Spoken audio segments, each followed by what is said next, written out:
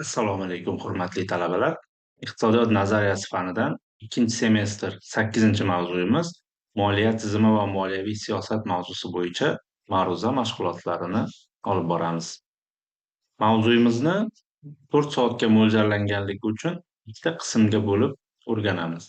Dastlab moliyaning mohiyati va vazifalari, moliya tizimi va moliyaviy siyosat, davlat byudjeti daromadlari va xarajatlari, byudjet taqchilligi va davlat qarzlari qismini ko'rib chiqsak, keyingi 2 soatga mo'ljallangan ma'ruzamizda soliq tizimi, soliq tushunchasi, soliq turlari va O'zbekistonda byudjet soliq tizimini takomillashtirish masalalari rejalari asosida mavzuni yoritib boramiz. Dastlab moliya tushunchasiga to'xtaladigan bo'lsak, moliya bu iqtisodiy kategoriya sifatida pul mablag'laridan foydalanish va uning harakatini tartibga solish bilan bog'liq bo'lgan munosabatlar tizimi hisoblanadi. Lotincha so'zdan finance so'zidan olingan bo'lib, pul to'lovi, daromad degan ma'nolarni anglatadi. Moliya so'zi dastlab 13-asrda Italiyada, keyinchalik o'sha davlatning daromad va xarajatlarini mohiyati sifatida 14-asrda Fransiyada ishlatilgan. Moliya vositasida turli darajadagi pul mablag'lari fondlari vujudga keltiriladi va ular takror ishlab chiqarish ehtiyojlari va boshqa ijtimoiy ehtiyojlarni qondirish maqsadida tizimlanadi. Moliyaviy munosabatlar tushunchasiga to'xtaladigan bo'lsak, bunda o'sha davlat, mintaqalar, tarmoqlar, korxona va tashkilotlar hamda alohida fuqarolar o'rtasidagi pul mablag'lari fondlarining harakati bilan bog'liq holda vujudga keluvchi iqtisodiy munosabatlar tushuniladi.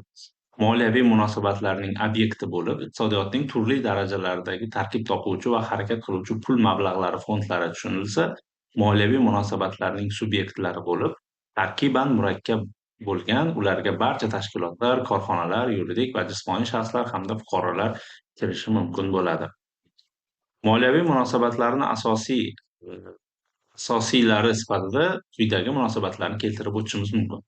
Davlatlararo moliyaviy munosabatlar, davlat va turli xalqaro tashkilotlar, xorijiy firma va korxonalar o'rtasidagi moliyaviy munosabatlar, boshqaruvning turli darajadagi davlat organlari o'rtasidagi moliyaviy munosabatlar, davlat va korxonalar o'rtasidagi moliyaviy munosabatlar, davlat va jamoat tashkilotlari o'rtasidagi moliyaviy munosabatlar, davlat va aholi o'rtasidagi moliyaviy munosabatlar, korxonalararo moliyaviy munosabatlar, korxonalar va banklar o'rtasidagi moliyaviy munosabatlar, korxona ichidagi xo'jalik aloqalariga xizmat qiluvchi moliyaviy munosabatlar va boshqalarini demak keltirib o'tishimiz mumkin bo'ladi.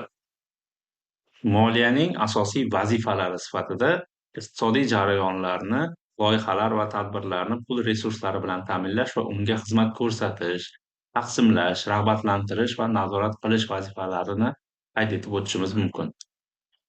Moliyani ta'minlash, moliyaviy jihatdan ularga xizmat ko'rsatish vazifasi bu jamiyat miqyosidagi iqtisodiy faoliyatning turli jarayonlari va tadbirlarning, jumladan mamlakatni boshqarish, mudofaa qobiliyatini ta'minlash, huquq-tartibot ishlarini yo'lga qo'yish, sog'liqni saqlash, madaniy-ma'rifiy ishlar, ta'lim, tibbiyot va boshqa turli xil iqtisodiyot tarmoqlarini va ularning boshqaruv jarayonlarini amalga oshirilishini taqozo etadi. Bu bo'lsa, eng avvalo ularni moliyaviy resurslar bilan ta'minlash kerak bo'lishini nazarda tutadi. Keyingisi taqsimlash vazifasi bu moddiy ishlab chiqarish sohalarida yaratilgan yalpi milliy mahsulotni, ya'ni uning milliy daromadni tashkil qiluvchi qismini davlat va mulkchilikning turli shakllariga asoslangan korxonalar, iqtisodiyot tarmoqlari, moddiy ishlab chiqarish va mamlakat hududlari o'rtasida qayta taqsimlash va taqsimlanish jarayonlarida namoyon bo'ladi. Keyingisi moliyaning rag'batlantirish vazifasi birinchidan yaratilgan mahsulot qiymatini taqsimlash jarayoni orqali, ikkinchidan pul fondlarini tashkil qilish va sarflash mexanizmi orqali amalga oshiriladi. Nazorat qilish vositasi bu moliyaviy nazorat korxona firmalarining moliya intizomiga rioya qilish uchun moddiy javobgar bo'lish tizimi, turli soliqlar undirib olish va mablag' bilan ta'minlash tizimi orqali amalga oshiriladi. Moliyadan ishlab chiqarish, taqsimlash va iste'mol ustidan nazorat qilish vositasi sifatida foydalaniladi. Moliya tizimi va uning tarkibiga to'xtaladigan bo'lsak, moliyaviy munosabatlar va ularga xizmat ko'rsatuvchi maxsus muassasalar jamiyatning moliya tizimini tashkil qiladi. Moliya tizimi o'z ichiga davlat va boshqa turli darajadagi byudjet, ijtimoiy, mol-mulk va shaxsiy sug'urta fondlari, davlatning valyuta zaxiralari, banklar, pul muomalasi, kredit va soliq tizimi, korxona va firmalar, tijorat va notijorat tuzilmalarining pul fondlari va boshqa maxsus pul fondlari harakatini o'z ichiga oladi. Korxona va tarmoqlar moliyasi ulardagi takror ishlab chiqarish jarayonida hamda alohida fondlar yaratish yo'li bilan ularning moliyaviy ehtiyojlariga xizmat qiladi. Umumdavlat moliyasi bo'lsa, davlat byudjetini, ijtimoiy sug'urta fondini hamda davlat mol-mulk va shaxsiy sug'urta fondini soliq tizimini o'z ichiga qamrab oladi. Davlat pul mablag'larini asosiy markazlashgan fondi bo'lmish davlat byudjeti moliya tizimining muhim bo'g'ini bo'lib xizmat qiladi. Davlat byudjeti bu davlat daromadlari va xarajatlari hamda ularni moliyaviy qoplash manbalarining yillik rejasi hisoblanadi. Davlat byudjetining asosiy vazifasi bu moliyaviy vositalar yordamida iqtisodiyotni samarali rivojlantirish va umumdavlat miqyosidagi ijtimoiy vazifalarni hal qilish uchun sharoit yaratish hisoblanadi. Byudjet tushunchasiga to'xtalganda biz o'sha byudjetni, davlat byudjetini daromadlarni manbai, tushumlarni miqdori, moliyaviy yil mobaynidagi xarajatlar sarfi aniq ko'rsatilgan davlat pul mablag'larini markazlashtirgan jamg'armasi sifatida ko'ramiz. Lug'aviy ma'nosiga keladigan bo'lsak, inglizcha so'zdan, ya'ni budget so'zidan olingan bo'lib, xalta, portfel, sumka, hamyon degan ma'nolarni anglatadi. Byudjetdan tashqari maqsadli jamg'armalar, mablag'lar manbalari, mablag' tushish normalari va shartlari, shuningdek, shu mablag'larni foydalanish mumkin bo'lgan maqsadlari aniq ko'rsatilgan davlat byudjeti tarkibida jamlanadigan jamg'armalar bo'ladi. Bu o'sha pensiya jamg'armasi, bandlikka ko'maklashuvchi davlat fondi, yo'l jamg'armasi, davlat mulk qo'mitasini maxsus hisob raqami tiklanish va taraqqiyot jamg'armasi va boshqa bir qancha jamg'armalar mavjud bo'lishi mumkin. Umumiy ma'noda davlat byudjetini respublika va mahalliy byudjet ko'rinishida turlarga bo'lishimiz mumkin. Bu davlat byudjeti, respublika byudjetida davlat byudjetini umumdavlat ustidagi tadbirlarni, ya'ni milliy mudofaa, tashqi iqtisodiy faoliyat, huquq-tartibot organlari markaziy davlat organlarini moliyalashtirish qismi hisoblansa, mahalliy byudjetlar davlat byudjetining tegishli viloyat, tuman, shahar pul mablag'lari jamg'armasini tashkil etuvchi bir qismi hisoblanadi. Davlat byudjeti tuzilmasiga ko'ra, mana shu respublika byudjeti, Qoraqalpog'iston Respublikasi byudjeti va mahalliy byudjetlarni o'z ichiga oladi hamda davlat byudjeti tarkibidagi davlat maqsadli jamg'armalari bu yerda jamlanadi. Qoraqalpog'iston Respublikasi byudjeti Qoraqalpog'iston Respublikasining respublika byudjetini hamda respublika ga bo'ysunuvchi tumanlar va shaharlar byudjetlarini o'z ichiga olsa, viloyatning byudjeti viloyatga bo'ysunuvchi tumanlar va shaharlar byudjetlarini o'z ichiga oladi. Tumanlarga bo'linadigan shaharning byudjeti, shahar byudjeti va shahar tarkibiga kiruvchi tumanlarning byudjetini o'z ichiga olsa, tumanlarga bo'ysunadigan shaharlarga bo'lgan tumanning byudjeti aynan tuman byudjeti va tumanga bo'ysunuvchi shaharlar byudjetlarini o'z ichiga olishi mumkin ekan. Byudjet tizimi mamlakatimizda o'sha respublika byudjeti, Qoraqalpog'iston Respublikasi byudjeti, Toshkent shahar byudjeti, 12 ta viloyatlar byudjeti, 199 ta tuman va shaharlar byudjeti va qariyb 47 ming byudjet tashkilotlarini o'zida mujassamlashtiradi. Shuningdek, byudjet jarayoniga to'xtaladigan bo'lsak, byudjetni rejalashtirishning asosiy shakli sifatida davlat byudjeti va unga kiradigan byudjetlarni tuzish, ko'rib chiqish, qabul qilish, ularning ijrosini nazorat qilish, shuningdek, ularning ijrosi haqidagi hisobotlarni tasdiqlash bilan bog'liq faoliyat bu byudjet jarayoni deb tushuniladi. Bu byudjet jarayoni quyidagi 5 ta bosqichdan iborat. Bu byudjet so'rovi, bu yerda O'zbekiston Respublikasi Vazirlar Mahkamasi tomonidan belgilangan muddatlarda amalga oshiriladi.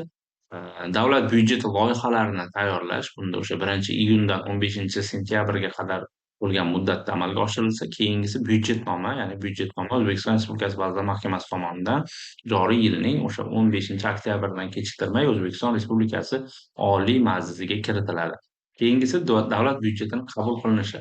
15-oktyabr ga qadar o'sha qabul qilinadigan muddat asosan o'sha dekabrda amalga oshiriladi, lekin shu 15-oktyabrda belgilangan byudjetning ijrosi aynan 1-yanvardan 31-yanvarga qadar amalga oshiriladi. Davlat byudjeti ijrosi to'g'risidagi hisobot O'zbekiston Respublikasi Moliya vazirligi, Iqtisodiyot va Moliya vazirligi tomonidan davlat byudjetining ijrosi to'g'risidagi hisobotni yildan keyingi yilning 1-apreligacha bo'lgan muddatda O'zbekiston Respublikasi Vazirlar Mahkamasiga taqdim etadi. O'zbekiston Respublikasi Vazirlar Mahkamasi davlat byudjetining ijrosi to'g'risidagi hisobotni O'zbekiston Respublikasi Hisob palatasining tegishli xulosasi bilan birga hisobot yilidan keyingi yilning 15-mayidan kechiktirmay O'zbekiston Respublikasi Oliy Majlisi Qonunchilik palatasiga taqdim etadi. Davlat byudjetining ijrosi to'g'risidagi hisobot O'zbekiston Respublikasi Oliy Majlisi tomonidan ko'rib chiqiladi va tasdiqlanadi. Byudjet taqchilligi va davlat qarzlariga to'xtaladigan bo'lsak, davlat byudjetining daromadlari va xarajatlari muvozanatda bo'lishini taqozo etadi. Bunda o'sha daromad manbalari sifatida davlat byudjetiga tushadigan soliqlar, majburiy undirumlar, bojlar, turli xil to'lovlar hisoblansa, davlat byudjeti xarajatlari o'z navbatida davlatdan turli xil ijtimoiy qatlamlarni qo'llab-quvvatlash, aholini himoya qilish, xavfsizlik va boshqa turli xil tarmoqlarga davlat byudjeti tomonidan ajratiladigan mablag'lar davlat byudjeti xarajatlarini tashkil etadi.